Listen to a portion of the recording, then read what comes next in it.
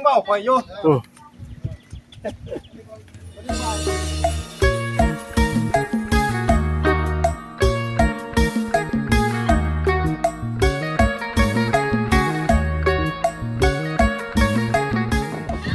น้องพี่น้องฮอดเลยเด้อบัดนี้เด้อ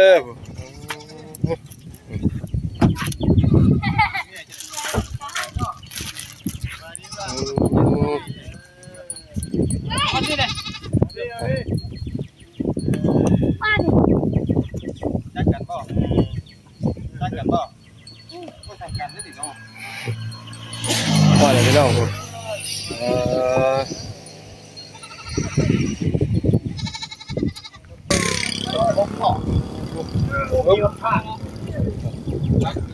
เพราะว่าต้องเป็นนอกผมแน่เลยด้วยคนยังเบาคอยอยู่คนยังว่าคอยอยู่ภาษาพี่น้องไม่แหบกินแต่น้ำเจ้าตายข่อยเลยว่ายาวว่าบุญเป็นป่าเนาะก็ได้ว่าสามพี่น้องแล้วพี่น้องเดือดทีมงานอะไรแต่ว่าเปิดไล่มีบ่คือกินแล้วนะยังมีผ้าอีกตู้น้ำบ่นี่นะโอ้โหมีผ้าอีกตู้นึงนี่เนาะเตรียมมาไว้ตัดต้นบิ๊กบ่โดยโอ้สบายดีเด้อผู้จุกุคนเนาะโอ้น้องชาวมาแล้วผมสบายดีเด้อน้องชายเด้อสบายดีโดยสบายดีเด้อเอ้ยเด้อคุณนึงก่อนจะตินบอกคุณนึงการติดรถบอกพี่สบายดีไม่ง่ายแล้วตอนมาจำได้ตอนมาล่ะน้อยนี่สมีนี่เบิ่งซ้ำกันใช่เนาะก็ตลาดบอกก็ได้นะแม่ได้เลยแม่ได้กินมันถึงได้กินเนาะเอานำเอาได้ให้เมื่อกี้รอบที่แล้วคือว่าให้จะกันเอานำกะแล้วนำให้กันนี่แหละตอนนี้กะมาเป็นเพื่อนเป็นมากว่าตอนนี้เพิ่นได้คุยกันทางโทรศัพท์เด้คุยหน้าเห็นตากันนี่นะนอนี่นะนอไอ้มีแต่นอมันเลยเบิ่งนี่เขาฝากจะยกใช้เบิ่งเนาะเล่นเป็นโชว์ก็บ่ได้บ่ดิใครบ่ได้บ่อยเนี่ยโอ้ยคนนี้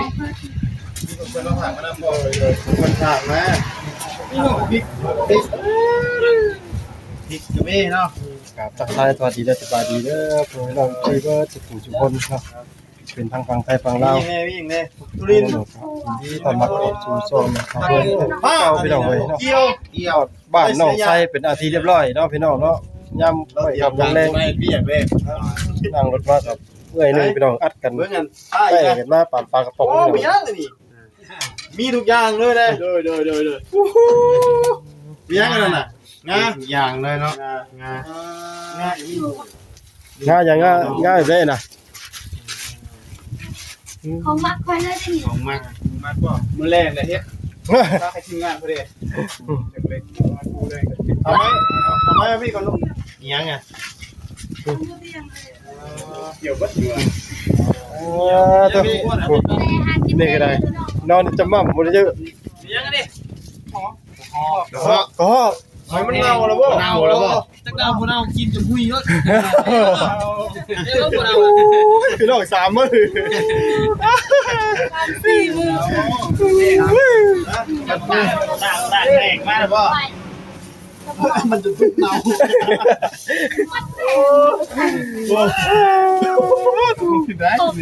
ได้บ่เนี่ย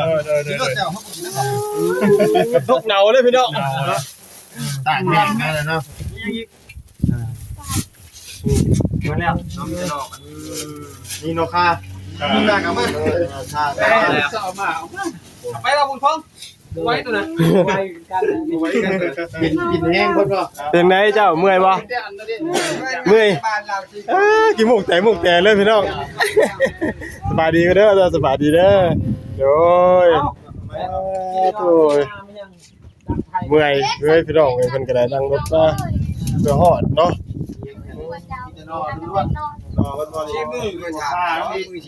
ฮะวันไหนตู้โอ้ยสบายดีตู้เด้อ อ๋อตู้ก็แต่งตัวรอใช่ไหมนี่ฮะอ๋อแต่งตัวรองรับเลยเนาะ เรียนเชื่อตลอดได้เพิ่นเลย เบนว่าโอ้โหธรรมดา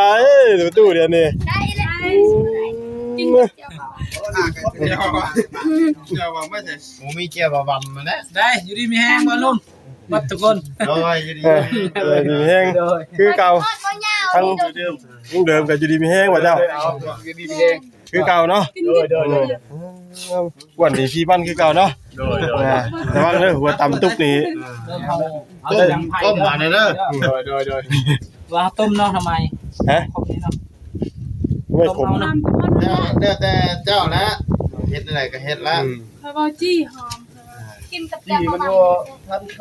เป็นได้บ่ยัง ต้มเอา ผมบ่ แจ่วอันนั้นต้มกระเพรา ไปลองบ่ต้มแล้วบ่นั่นน่ะกินสนุก เดี๋ยวน อนดิทั่วห่าวเอามาเฮ็ดแนวบ่ โดย อันนี้ก็ทั่ว บ่แม่นั่นเอง ยังคิงเอามาเปิดทุกอย่างเลยเนาะครบเลย ของผักต้นเนาะ อันนี้กระสอบนี่ก็แม่นนอกคมบ่นี่ก็ โดยนักคอมขบป้าให้เข้ามาเฮ็ดนะคุณวิทย์ท่านนี่นะ อ๋อเจ้าฮู้จัก มี กับ นี่ เพิ่ ทุ น กอย่างอันนี้ อยู่บ้านเดียวเด้ อยู่บ้าน มา โอ้ มาลง ปลูกดิบเลยดิบยังคือยังดิบเนาะ ดิบ เพิ่นให้ฮู้เอา กินได้อยู่แต่มันคันคอ เขามันเรือขวเนาะ คนไปหับจ้างญี่ปุ่นเขาโทรมา ไปปลูกอะไร เวลาลูกไปมาปีหนึงโทรมาเนี่ย ก็อยู่ พ่อแม่เขาก็พัก ต้องขวก่อน นั้น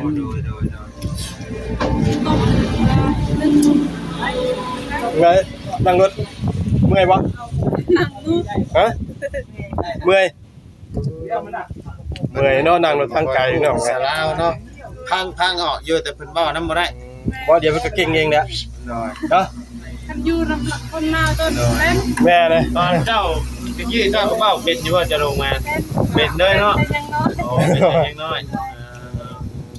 คือใช่เลยนะ โอ้ผูกหาวนอนอยู่บนเบาะอยู่พี่น้อง อ้วนเป็นอ้วนเนาะ ตื่นนอนหมด แม่นหากระตือนมา นั่งรถจ่า ข่อยยังชื่อจำบ่ได้เลยข่อยนะน้องนุชดาบ่นี่นะ ได้ โอ้น้องนุชดาพี่น้องมาเฮ็ดเฮือนให้น้องดาวจนแล้วยังจำชื่อลูกเพิ่นบ่ได้อยู่น้องนุชดาพี่น้อง น้องรถดาวจนชิ้นแรกเนี่ยดิ โดย ยังจือซื่อเพิ่นเนาะ บ่ชื่ออยู่ ลมเนาะบาดนี้ตอนนั่งรถมาดิว่าซั่น ข่อยจะพกยาลม ไวโอลิน ไว้บ่ ไว้ว่ะ ไป ไว้กูนั่งโนดข่อยจนปวดบัดหัวนี่ จำแล้ว โอ้ยเห็นกับ เล่าแน่ เห็นชื่อได้บัดเมื่อจำไม่ได้น่ะเห็นมาเพิ่นก็ยังไว้พักผ่อนเนาะของผักหมักต้นไว้ทั้งเจ้าที่พี่น้องได้เนาะตัวนี้เฮ็ดจังซั่นนี่ นอเฮาสิต้มนี่แหละ ต้ม ต้มในที่นี่ใช่ไหม ต้มเนี่ย ได้มาหาครับบ่ตูนไปใช่เพิ่นน่ะ มันไปเฮือนน้องน้ำ เนาะคมพี่น้องคมสมชื่อเลยพี่น้องแต่เวลาจีนี่ว่าเขาเผานี่ หอม มันสิคล้ายๆหมักกับหมัก หอม ข้าวโพดหมักซีรี แม่ ส์ น แหละ แม่น เนาะ แม่น บ่ได้คมปานใดนะ ทำคม ถ้าว่ามันสูงขึ้นพุ่งขึ้นพุ่ง แต่ว่าต้นก็จะเห็นกอมันสิแบบเดียวกอไม้ว่อนนะ ก็รอติดเครือ เอ้า บ่อยู่ลุมเป็นเครือแต่ว่ากอมันคือกอหน่อไม้นี่ ว่ะ กอหน่อไม้ อันนี้มันมาปลูกนะผมคิดก่อน แต่มันบ่ได้ใหญ่นะ หือ ซ้ำนี้แล้วก็ซ้ำนี้ซ้ำโปรตีน เนาะก็ขุดแบบทั้งเหงาทั้งกอมันนี่ เอามาเนาะเพิ่งว่า เนาะ เอามาแล้วก็ปลูกเพื่อนเอาทั้งคักจัก เดี๋ยวเขาปลูกยางพักยางนางนี่เนาะ ได้คือกัน อย่านุ่งอย่านางเขายังปลูกได้ ไล่นะไล่เอา ได้เด้อ ได้ เอากอ ขึ้นรถเด็ดได้สินะ ว่า ไล่มันไปบ่ได้ แบบเขาปลูกแบบเขาโพดน้ำเด้ โอ้แต่ว่ามาเนี่ยนะมันเกี่ยวได้ บ่ได้คนนี้กล้าไว้ดิ ใช่ แบบเขากล้าใส่ถุงเด้ เจ้าทางออกมาตัวนี้นะ แม่น กูมีกาแล้วฮะ บ๊อบ ประเภทเองนะ เขาเฮ็ดเองกล้าว่า แบบเขาขุดอ้อมมาเลยเด้ เป็นเบี้ย เป็นเบี้ยไว้ พุบเป็นเบี้ยใส่ถุงข้าวว่ามัน เบี้ พิ ย ษ พวกม่วง ยังเจ้าสิเอานี่มาปลูก รอบหน้าแล้วก่อนพอไว้ซื้อ แต่มีโอกาสเด้อ มีโอกาสเฮ็ดเด้อลองเด้อ อันไหน คือเบี้ยพวกม่วงนะบ่ตาย แบบ ต้นตัดแต่เครื่องชื่อนะตัดแต่เครื่อง ว่า ยังมีอยู่เนาะยามนี่กันเอาไว้ เกมงี้ดิ ยังไงนี่เจ้าใหญ่คือว่านะทั้งคุณอากาศเย็นมาก ดี ร้อนคือกัน ดีกินข้าวนำกันเนาะ กินกับต้นแรก แรก แรงแล้วเลย ปลาฮอดกะถ้าได้เมื่อยซ้ำเสมอเท่าแค่เนาะเราก็ยังเมื่อยยังมึนอยู่เราก็นั่งยังเนาะยังบ่ได้พักผ่อนอยู่พี่น้องเนาะยังบ่เต็มอิ่มเนาะให้เรา เราไปปิดตัว ฮะ ไปตัว ทั้งอันลุงหลวดนี่บ่สิขึ้นไปหาทั้งน้องน้ำเพิ่นก่อนก็ถามบ่คำกันกลับมาแวะก็เป็นมื้ออื่นเพราะว่าตอนนี้มันก็ม่วน5:00 นแล้วมันค่ำเต็มเลยก็ให้เจ้าพักผ่อนเนาะโอ้ล้มกันภายในครอบครัวแม่นบ่มาแต่ไกลจะเกิดไกลเนาะถามกันสรุปทุกดิบทั้งนั้นทั้งนี้เป็นจังไดการเดินทางเนาะว่าคนละบาทเป็นจังไดพี่น้อง2คืนครับ ไทยบนบ้านนั่นน่ะ เป็น3มื้อนี้ 3มื้อนี้เห็นบ่เด้อพี่น้องคิดซะสิว่าเป็นจังไดหนูบ่คือกระเตจังจะเอามาน่ะ บ่จะทอก กระฮอกเพิ่นเอามาฝากพี่น้องเลยแต่มาฮอดพี่พุ่นเน่าพอดี มันอะไรขึ้นอะไรมือแน่ เป็นกะที่ว่าเพิ่นเป็นทั้งนักจิตวิทยาเพิ่นอยากให้ทั้งทีมงานเนาะญาติพี่น้องทั้งนี้ได้กินเนาะพี่น้องก็ขอขอบมุกขอบใจทั้งเพิ่นแต่มันก็บ่คือความตั้งใจเนาะการเดินทางมันระยะไกล ไม่เคยคิดเป็นคน อันนี้ก็เขาขอบใจทั้งหน้าทั้งเบาบุญแดเนาะเบาดวดแดกับเบาไล่แดกับเบายาว เลย ที่มาฮับอยู่เฮาน่ะอยู่คิวรถน่ะใจให้มีสุขภาพแข็งแรงเด้อทุกคนเนาะ เป็นยังเนาะ ใช้ทานเป็นแม่ ลงวิสัยจะลงวิสัยเอา เอาลงเหรอลงอันน่ะสวรรค์นี่แหละ สวรรค์ด้วย จุดหมายปลายทางแรกๆตอนขึ้นรถนี่คือ เด้เฮาโทร เซโนเนาะพี่น้อง สิลงมาสิโพนบ่แต่ว่าแม่น แต่ที่นี่ผลถ่ายมาเลยเซโนพี่น้องลงไปพุ่นละคิวสวรรค์ใหญ่เลยต้องลงไปหาพุ่นพุ่นอีก เขาสิมาคุณเขาสิจี้กับเป็นคนจี้ได้มั้ยเขาบ่มากินน้ำเฮาจี้บ่แดงน่ะ มาเราไปเวียกก่อน ยังสิไปเวีย เขาว่าเฮาสิจี้นี่เขาต้องดังไฟกอกใหญ่เนาะเพื่อว่าจะเป็นเหมาะเพราะว่ามันนานสุกไปเด้ เดี๋ยวว่าสูตร ฮะ ก็เรียกว่าสูตรกองใหญ่ๆกันกองน้อยแล้วเผาบ่ได้ เอาแล้วทีนี้เจิมเลยพี่น้องหลังอื้อ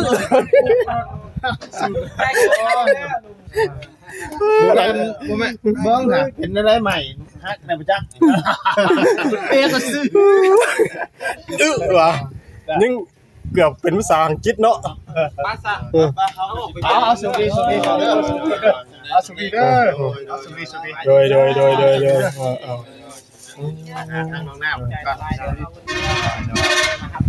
เดี๋ยวว่าไม่เดี๋ยวตอนแรกไปเอาไม่ได้เอาเรากันเนาะ มาอุ้มน้องอยู่นะ เป็นน้องเลยเนาะ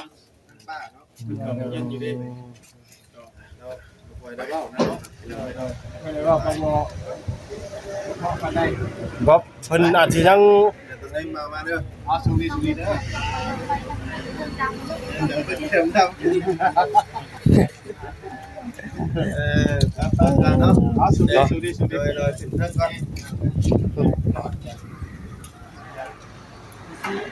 อาจสิมาฮอดเนาะเนาะฝากบอกต้อนแล้วก็หลายพี่น้องเว้ยทางประตูแล้วก็นั่งแต่งตัวเท่ถ่าทั้งลูกทั้งหลานมาครับเนาะ เดี๋ยวเอาของแปลกไปถ่ายของน้ำกัน ต้มมาบัดนี้ เชื่อแน่เลย จี อีแน่ก็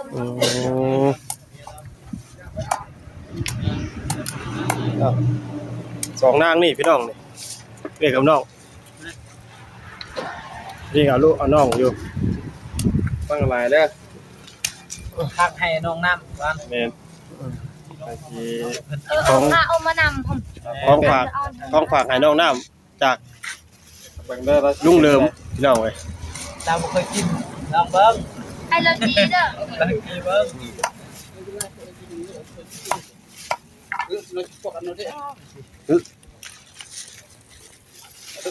มันมาเพิ่นก็เอามาเพื่อแพร่หลายคนเนาะพี่น้อง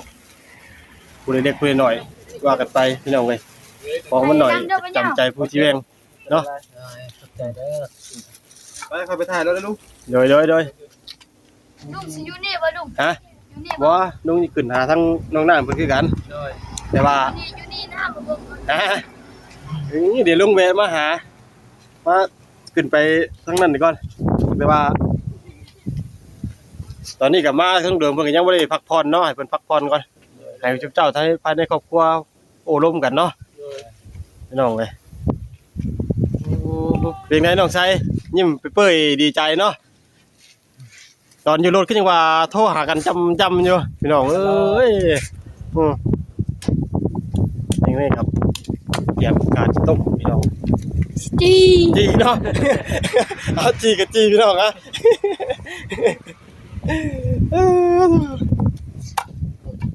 ไปแล้วกินข้าวนำกันเด้อลุง ฮะ ไปแล้วตะแรงแฮะ เป็นแรงว่ะ โดย โดย เอาสิต้มทา ฮะตอนอันไหนอันนี้ว่ะกินหักมาพูดแหละยังกินลงมาอีกอยู่แต่ว่ามันบอกคำบ่มืดแห้งเนาะถ้าคำมันมืดมันแห้งกับอื่นยังว่ากันไหมพี่น้องเว้ยเป็นกับไม้เมื่อย2 มื้อไอ้2 คืนกับ3 คืนกับ2 มื้อว่ะใส่เวลาโมนิหน่อยเนาะคิดถึงว่าออกมาจากสวรรค์นี่ก็ช่วงบ่ายๆเนาะบ่ายๆก็กลัวออกมานี่ไปตื่นเลยทั้งนั้นก็ต่างไฟสิต้มนอกคมพี่น้องเว้ยรับต้อนรับทั้งอ้ายว่าเนาะ บ่กินเอาเข้ามาจุดก่อนก็ไปกินไล่ที่ว่าเข้ามา ว่าเป็นนี่ได้ตุ คมคนบ่กิน อ๋อมันขมมันบ่ทันได้สุก บ่ชุกคมทำไมตัวนี้ แม่นบ่ เออ มันมีจักสายพันธุ์น่ะมันมีจักสายพันธุ์จ้ะ นอรักมันแซ่บ เอาเข้ามาเข้าคอยเลย เอาไว้ไปเลย เมืองเขาเมืองมันบ่ เอาสาวน้องลุงหนวดก็จะได้ขอจบคลิปเนาะให้ทั้งน้องชัยเพิ่นกับ สวัสดีเด้อ โดยสบายดีเด้อโดยเดียวสบายดีล่ะเด้อเดี๋ยวลงมาหาใหม่เด้อขึ้นไปหาทั้งน้องน้ำกันเท่านั้นก็เป็นเมียเพิ่นยังบ่รู้จักชื่อเพิ่นนี่ได้นี่ล่ะเนาะว่า สบายดี เดี๋ยวถามชื่อเสียงเรียงนามจะว่าชื่อแนวใด มอน น้องมอน ฮะ มอน ม่วน มอนโดย โอ้เป็นทางมอนเนาะพี่น้องถ้าเป็นแดดช่องหนาคนพี่น้องเว้ย บ่ค่อยเห็นแต่เมื่อกี้เนี่ยทางดุงเลิมพี่น้องได้แล้วพี่น้องเจิมแล้วเจิมคือเฮือนหลังเลยเอาไปก็ได้สิเด้อเลยโชคดีผู้ดีแม่ผู้สุขุทุกคนเนาะเอาโอ้ล้มกันก่อนเนาะโอเคเอาเนาะพี่น้องในมาฮอดเดือนนอนซานเรื่องของน้องไส้บ่าวบุญคงน้องดาวเป็นนาทีเรียบพ่อพี่น้องเนาะหลังรถมากะอัดกันแล้วเติบอยู่พี่น้องเว้ย7 คนเป็นกับผมเป็นปลา7 คนอัดกันแบบรุ่นแบบปิดจนพดกันอยู่เลยพี่น้องเว้ยเนาะแต่นึกสภาพคำว่า7 คนเนี่ยเนาะพี่น้องเนาะว่าจังได๋พี่น้องเว้ยมาฮอดทางเพื่อนท่านนี่ก็ขอบคุณเนาะเราต้อนรับผู้ฝากมาต้อน